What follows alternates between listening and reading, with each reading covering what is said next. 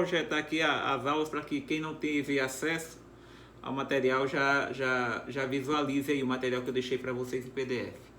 Mas vamos lá, pessoal. Hoje a gente começa a falar do recurso adesivo, né? Recurso ordinário. Essa é a aula de hoje, né? E o recurso ordinário, senhores, ao lado do recurso especial e do recurso extraordinário, ele é um recurso que ele tem fundamento de validade na Constituição. Não é algo muito corriqueiro a gente verificar um recurso com hipótese de cabimento na Constituição. Normalmente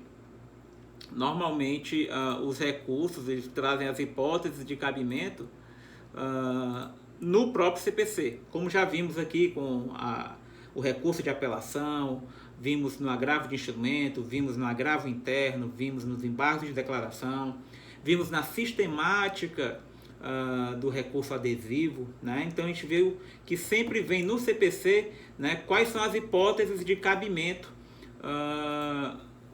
de cada um desses recursos que eu acabei de falar para vocês. Pois bem, acontece, pessoal, que em relação ao recurso ordinário, o fundamento de validade ele vem na Constituição. E já adianta a vocês aqui que o recurso ordinário ele vai caber tanto para o STJ quanto para o STF. Vai depender de que momento, em que local o teu processo está tramitando, para sabermos se o recurso ordinário vai ser direcionado para o STJ ou vai ser direcionado para o STF. Vocês sabem que o nosso Poder Judiciário ele tem uma estruturação, né? E essa estruturação ela não é por acaso, né? Nós temos lá no topo da pirâmide o STF, né? Logo abaixo do STF nós temos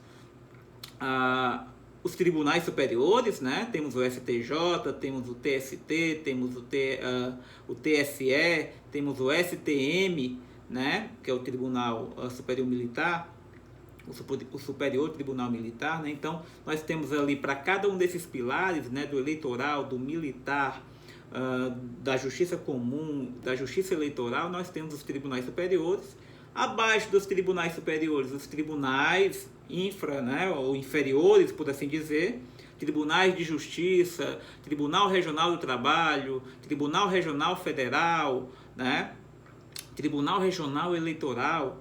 E abaixo dos tribunais inferiores, nós temos os juízes, né? O juiz de direito da vara civil, o juiz eleitoral, o juiz da auditoria militar e assim por diante, né?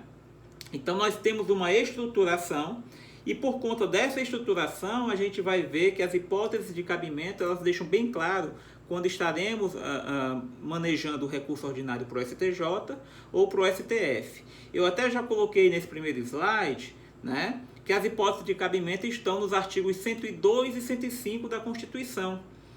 Justamente porque é na Constituição que você vai ver quando que cabe recurso ordinário para o STJ e para o STF. O 102 e o 105 da Constituição disciplinam, em linhas gerais, as competências desses dois tribunais, né, do STJ e do STF.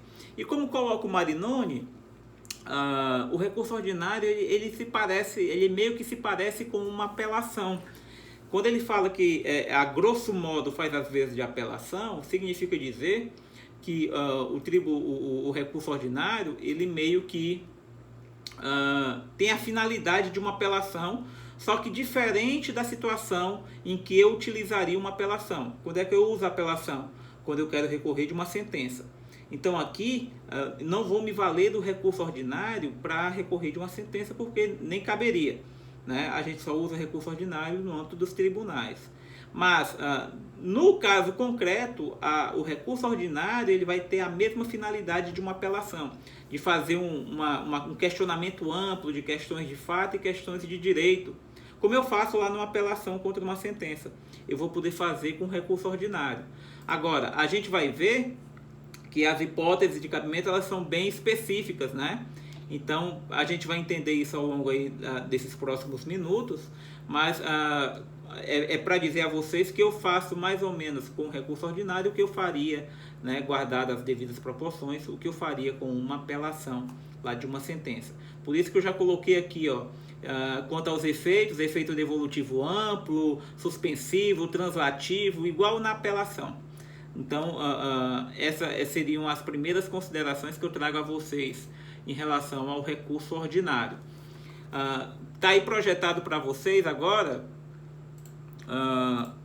o artigo 102 da Constituição, basicamente, especificamente o inciso 2 da Constituição. Então, o 102, que traz a competência do STF, pessoal, diz lá no inciso 2 que cabe ao STF julgar em recurso ordinário o habeas corpus, o mandado de segurança, o habeas data, mandado de injunção, decididos em única instância pelos tribunais superiores, e eu coloquei em negrito, se denegatória a decisão, né? Só para lembrar, né, denegação, né, uma decisão denegatória é uma decisão que negou o pedido feito em alguma dessas ações. Todos vocês aqui conhecem esses remédios que estão aqui elencados no artigo 102, inciso 2, a linha A. Se vocês verificarem, são chamados remédios constitucionais. Tirando aqui o habeas corpus, né, que não nos serve aqui no processo civil, os demais aqui, mandado de segurança, habeas data e mandado de injunção, são institutos que são vinculados ao processo civil. Então, nessas circunstâncias, senhores, se eu tiver um mandado de segurança, se eu tiver um habeas data, se eu tiver um mandado de injunção decidido em única instância por um tribunal superior, e se o tribunal denegou o pedido feito em um desses remédios constitucionais, caberá recurso ordinário ao STF. Professor, por que o recurso ordinário aqui vai para o STF? Porque quem está decidindo aqui é um tribunal superior.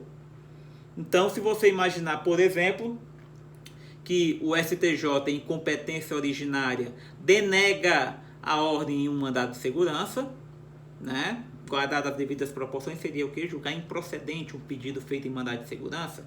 A expressão que a gente utiliza é denegação da ordem. Ele denega a segurança pleiteada no mandado de segurança.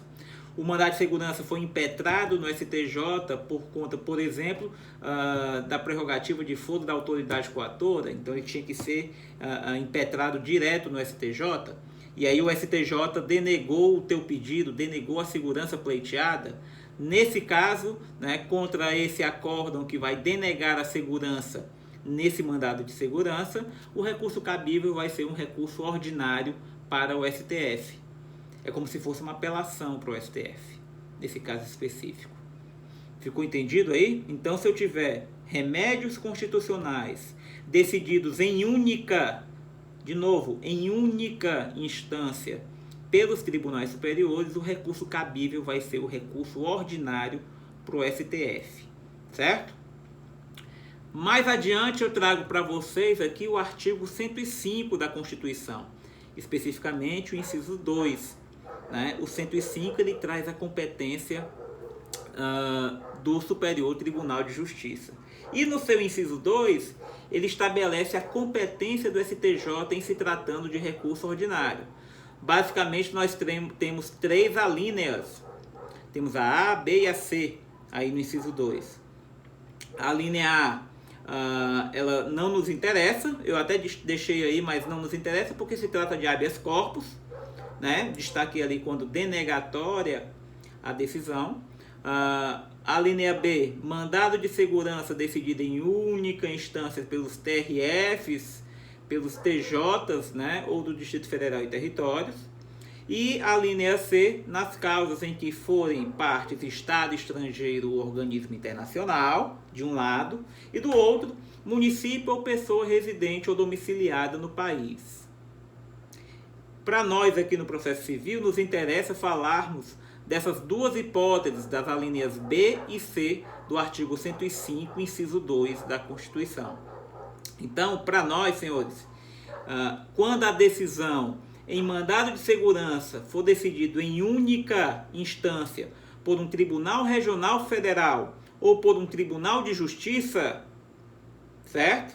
TRF ou TJ, eles decidiram em única instância, ou seja, o processo já começou lá, o mandado de segurança já foi impetrado lá, se a decisão for denegatória, caberá recurso ordinário para o STJ. Vou dar um exemplo aqui nesse caso concreto, aqui nessa hipótese, melhor dizendo, do artigo 105, inciso 2, a linha B. Se vocês olharem o Código de Organização Judiciária do nosso Tribunal de Justiça, vocês vão verificar que o recurso cabível contra decisão em mandado de segurança impetrado contra o secretário de Estado, não o recurso cabível, desculpem, a competência para julgar um mandado de segurança quando a autoridade coatora é um secretário de Estado, vocês vão ver no Código de Organização Judiciária do nosso TJ que a competência é do Pleno do TJ Acre. Então imaginem que eu estou impetrando o mandado de segurança contra um ato coator perpetrado pelo secretário de Saúde, por exemplo, certo? Então eu sou servidor da saúde, me foi indeferido uma gratificação, ou eu fui demitido por uma portaria, né? Que em última análise quem assinaria em tese seria o secretário, e aí eu estou me insurgindo contra a legalidade dessa demissão, ou estou me insurgindo contra a ilegalidade do não pagamento dessa gratificação, e aí diante da negativa administrativa eu impetro o mandado de segurança. Diga lá. Eu impetro contra o secretário, a pessoa física, ou contra a secretaria? Não, secretário não é pessoa física, secretário é autoridade. Então você está impetrando na figura da pessoa que praticou o ato. Ele, quando pratica o ato, por exemplo, de demissão, ou quando ele indefere um pleito administrativo seu, como ordenador de despesas, ele está fazendo ali não como pessoa física, mas ele está falando ali como autoridade pública. Então, a impetração é contra o secretário, não é contra o fulano de tal. Ele não está respondendo pessoalmente, né? Não é ele que vai responder pessoalmente pelo ato, ele, quando eu digo ele, pessoa física. Né? Mas ele, enquanto secretário de Estado, ele está respondendo pelo ato que ele praticou na qualidade de secretário de Estado. Então, você está indicando no mandado de segurança a autoridade coatora. Certo? Perfeito, professor. Beleza? Então, vamos lá. Então, eu impetrei o mandado de segurança contra o secretário de Estado, senhores. Já disse aqui, já me adiantei, a competência para julgar esse mandado de segurança não é da Câmara Civil, nem da primeira, nem da segunda. É do Pleno. Ou seja, numa sessão de pleno, numa sessão plenária do TJ, com os 12 desembargadores, vai sortear-se um relator. O relator vai fazer o relatório e o voto, né, no sentido de conceder ou não a segurança pleiteada, né, para, por exemplo, anular o ato de demissão ou para determinar que seja pago a gratificação, sei lá, né, depende do que você está demandando, está se defendendo. Pois bem, sorteado o relator vai fazer relatório, voto e vai submeter ao colegiado, ao pleno. E aí, obviamente, que ao julgamento desse mandado de segurança, o pleno vai formular um acórdão. O julgamento colegiado vai virar um acórdão. Então, nós temos duas possibilidades, pessoal. Aliás, três, né? A concessão da segurança, quando eu ganho, eu, cidadão, né, que me insurgi contra uma ilegalidade praticada por autoridade pública, quando eu ganho.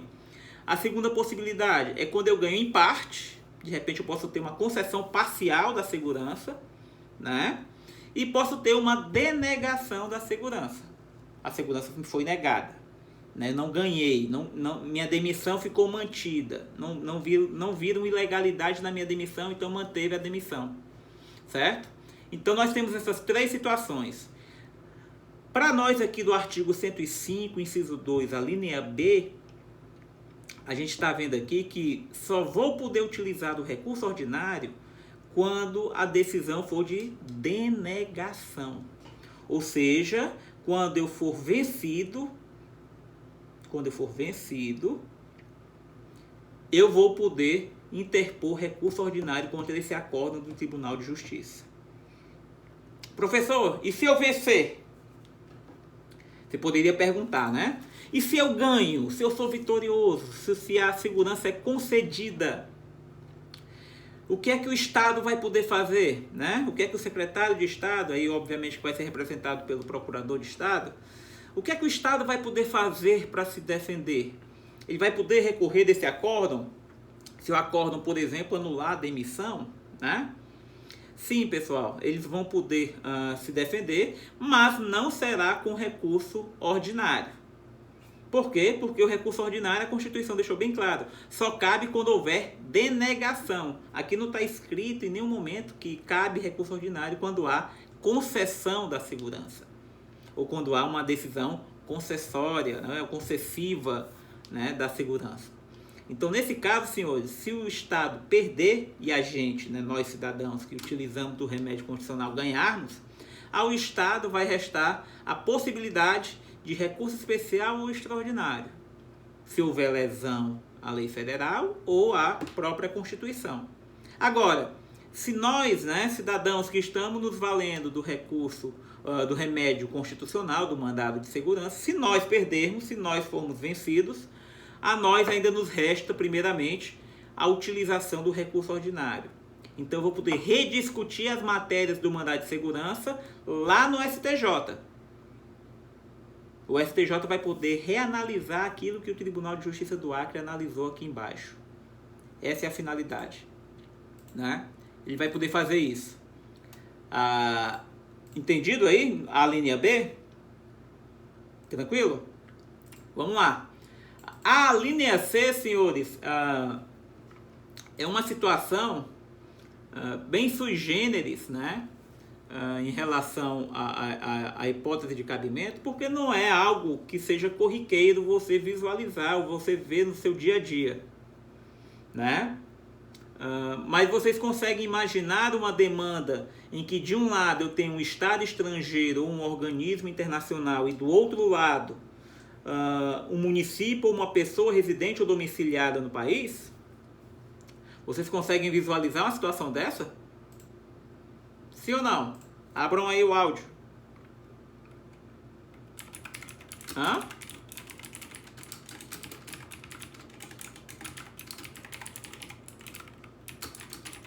Vocês conseguem visualizar?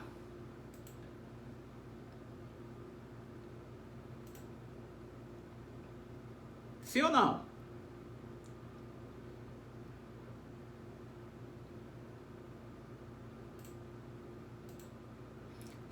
Você pode imaginar uma demanda em que um cidadão brasileiro processa um Estado estrangeiro, ainda que seja, sei lá, por danos morais, danos materiais, indenização, ou até mesmo um organismo internacional, processa aqui no Brasil. Vocês acham que é possível você processar um Estado estrangeiro? De repente aconteceu alguma situação numa embaixada de um país aqui no Brasil, que é território estrangeiro, né, e que por conta disso você pretende ver aí uma eventual lesão à tua honra indenizada, ou um dano material indenizado. Isso é perfeitamente possível, né? Não é comum, mas é perfeitamente possível que você possa demandar um Estado estrangeiro. Diante do caso concreto, não vejo problemas, né, disso ser configurado. A grande questão aqui... Mas isso aconteceu, né? Teve um cidadão que entrou com uma ação contra a China. Contra a China. Por conta do coronavírus. Enfim, né? Elucidou, utilizou inclusive o Covid como exemplo. Tinha até esquecido dessa demanda. Sim, um advogado que ajuizou uma demanda contra o Estado, a República da China, querendo responsabilizá-la por todos os prejuízos decorrentes da Covid-19, sob a alegação em linhas gerais de que foi na China que se criou o vírus e que por conta disso o mundo inteiro está sofrendo prejuízos financeiros irreparáveis. Pronto, elucidado, um cidadão brasileiro demandando o Estado estrangeiro. Elucidada e exemplificado muito bem aí a situação, senhores. A pergunta que eu quero trazer a vocês é: vocês podem me dizer quem vai ser competente para julgar uma demanda dessa? Onde é que uma demanda dessa vai ser julgada?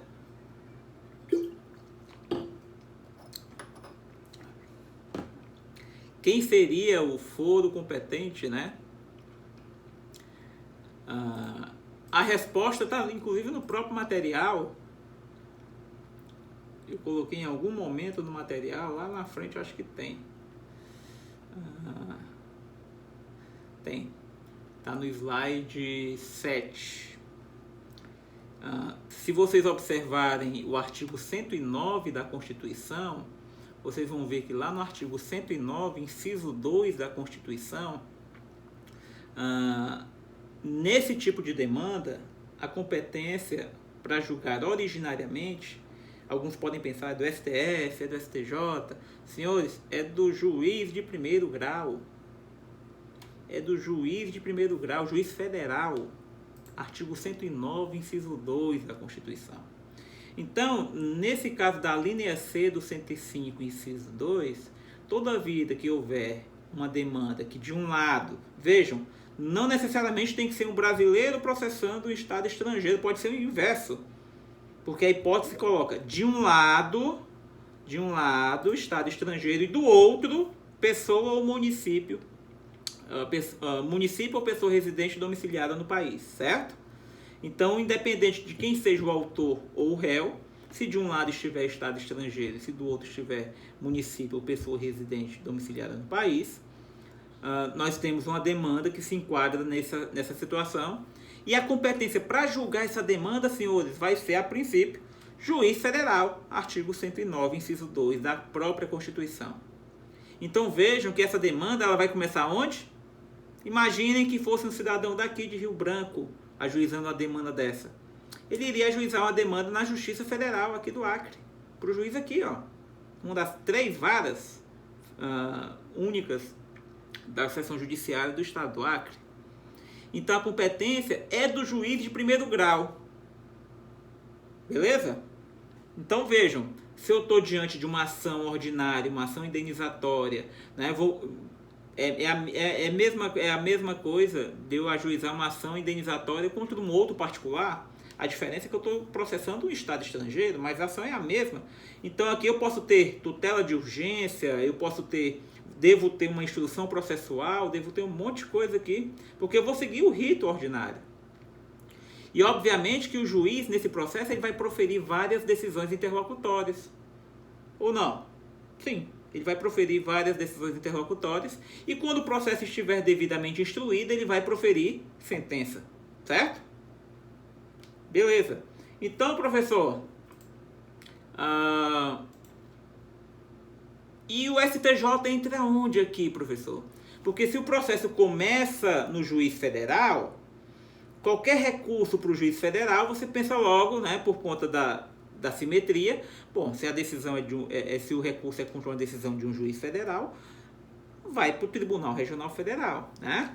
Seria a lógica, uma decisão interlocutória proferida por um juiz federal, o agravo de instrumento vai para o TRF. Imagina aqui uma decisão interlocutória aqui do juiz federal aqui da seção judiciária do Acre. Se eu for recorrer dessa decisão interlocutória, eu vou recorrer em Brasília, no TRF da primeira região. Se eu vou recorrer de uma sentença proferida numa demanda aqui na Justiça Federal do Acre, eu vou interpor apelação para o TRF. Tranquilo, né? O TRF está logo acima do juiz. Só que nesse caso, senhores, nessa ação específica, nós estamos vendo que não vai caber apelação. Então vejam aqui, senhores, eu estou diante de uma hipótese em que, tendo uma sentença proferida por um juiz, né, é meio redundante, mas é isso, uma sentença proferida por um juiz federal, o recurso não vai ser apelação e o recurso não vai para o TRF. O recurso vai ser um recurso ordinário e quem vai julgar esse recurso ordinário é o STJ. Vejam que a gente pula o TRF. Do juiz federal, passa pelo TRF e vai direto pro STJ.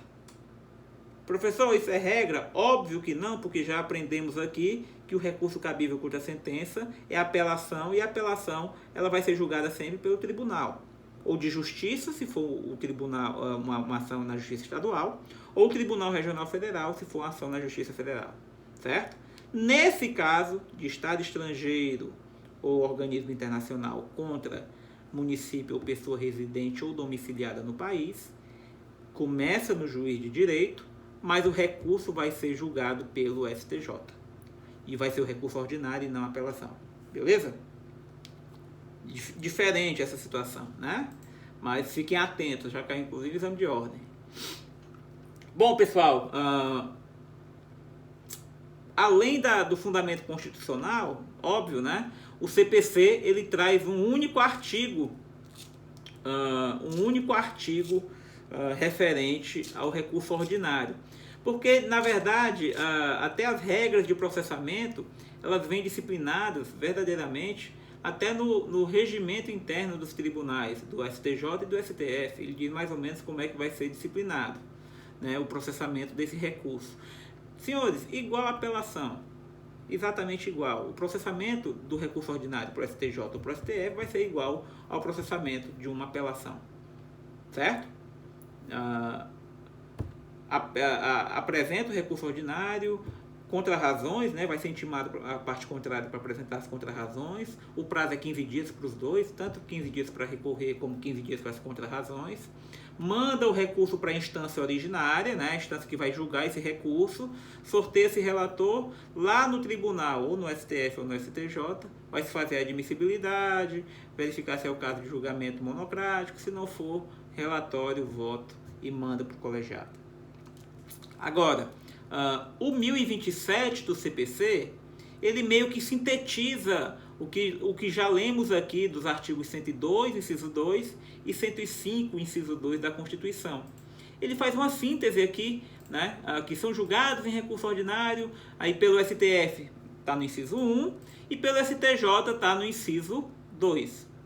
E se vocês observarem aí do STJ, ele traz duas hipóteses, a linha A e a linha B, que são basicamente as mesmas alíneas lá do artigo 105, inciso 2. Alíneas B e C lá na Constituição. Aliás, é B e C, isso. Aqui é A e B. Mas são as mesmas situações, ou seja, mandado de segurança decididos em única instância pelos TRFs e TJs, e os processos em que forem partes de um lado Estado estrangeiro ou organismo internacional, e do outro, município ou pessoa residente domiciliada no país. Beleza? Nesse caso aí, ou nesses casos, então, recurso cabível vai ser o recurso ordinário para o STJ. O que é que tem a mais, né, no 1027? Ele tem 2 parágrafos aí, né? E esses 2 parágrafos, senhores, são importantes porque eles ajudam a reforçar o que eu falei com vocês aqui em relação à ação de Estado estrangeiro contra pessoa residente ou domiciliada no país, né? Como eu já disse, esse processo ele começa no juiz federal, começa lá embaixo, no piso, né? Na Justiça Federal. Beleza. E aí, senhores, nesse caso aqui, né, como já disse, né, é só imaginar essa ação indenizatória contra a República da China, né? Vai haver, em tese, né, vai haver decisões interlocutórias. E dessas decisões interlocutórias caberão agravo de instrumento, certo? Se fosse em outro tipo de processo, se não tivesse Estado estrangeiro de um lado, pessoa residente domiciliada no país do outro, se não fosse essa situação, se fosse qualquer outra ação entre particulares, por exemplo, ou entre o Cícero e a União, entre o Cícero e o Estado do Acre, né? Em qualquer outra situação, esse agravo de instrumento seria julgado pelo TJ ou pelo TRF. Alguém ia perguntar alguma coisa? Não? Então vamos lá. Nesse caso aqui, senhores, toda vida que nesse tipo de demanda de Estado estrangeiro contra pessoa residente ou domiciliada no país houver decisão interlocutória, o recurso cabível será o agravo de instrumento. Mas o parágrafo 1º diz que esse agravo de instrumento não vai ser julgado pelo TRF, ele vai ser julgado pelo STJ.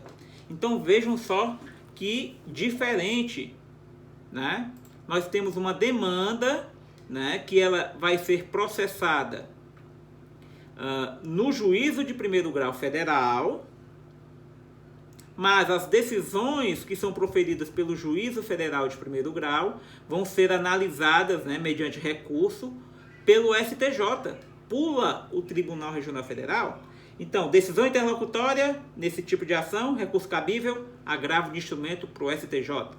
Sentença proferida nesse tipo de ação, recurso cabível, recurso ordinário para o STJ. Entenderam aí? É só nessa situação, senhores. Tá? Fora dessa situação, recurso cabível contra a decisão de juiz, agravo de instrumento para o tribunal, ou de justiça, ou TRF, né? E contra a sentença, apelação para o tribunal regional federal ou tribunal de justiça. Mas nesse caso dessa ação específica de Estado estrangeiro contra pessoa residente domiciliada no país, há esse salto de competência recursal. Ele pula o TRF e vai direto para o STJ. Beleza? Isso é o que está no parágrafo 1º do 1027 do CPC. Alguém ia perguntar alguma coisa? Posso seguir aqui, senhores? Deixa eu voltar até aqui para a apresentação. Isso é o que está aqui, pessoal. Ó, parágrafo 1º, tá?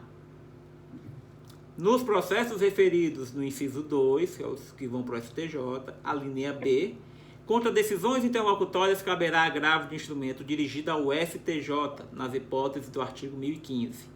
E o 1015, vocês lembram que trazem justamente aquele rol taxativo de cabimento de agravo de instrumento.